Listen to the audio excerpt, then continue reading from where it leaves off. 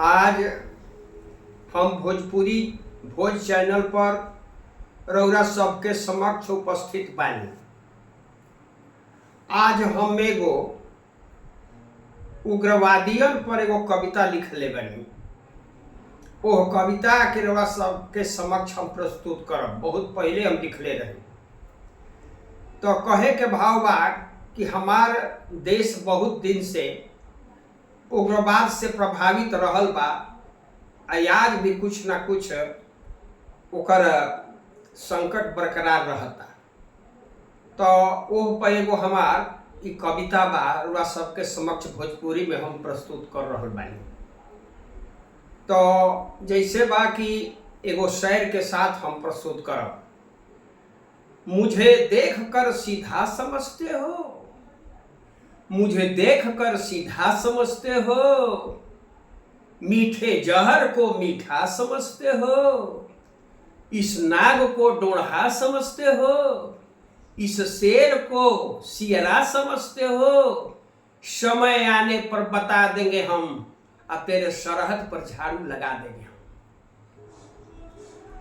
तो अब गीत प्रस्तुत बा। हम देशवा के इज्जत बचा के रहब, हम देशवा के इज्जत बचा के रहब। कतनो अइहन उग्रवादियन भागा के मारब, कतनो अइहन उग्रवादियन भागा के मारब। हमनी के शान बाटे सैनिक के सम्मान बाटे, विगत कहानी इतिहास के प्रमाण बाटे। हम पनिया पियाई लुढ़ुकाई मारब, हम पनिया पियाई लुढ़ुकाई मारब। कतनो अइहन उग्रवादियन भागा के मारब। इहवा के लोगवा हमारा से पूछलन, काहे उग्रवादियन देशवा में घुसलन। उनको हल्दी पियाई पिठियाई मारब, उनको हल्दी पियाई पिठियाई मारब। कतनो अइहन उग्रवादियन भागा के मारब। हम निर्दोष बानी दुनिया कहे ठोस बानी, हम निर्दोष बानी दुनिया कहे ठोस बानी। पेपर पत्रिका बोले हम ना बेहोश बानी, पेपर पत्रिका बोले हम ना बेहोश बानी। तोहे झुझुना बजाई धकियाई मारब, तोहे झुझुना बजाई धकियाई मारब। कतनो अइहन उग्रवादियन भागा के मारब। मानवा के सहकल ह बचपन के बहकल ह, मानवा के सहकल ह बचपन के बहकल ह। सब कहेला इ त मतिए के सनकल ह, अरे सनकल के धुकुन धुधुकाई मारब, अरे सनकल के धुकुन धुधुकाई मारब। कतनो अइहन उग्रवादियन भागा के मारब।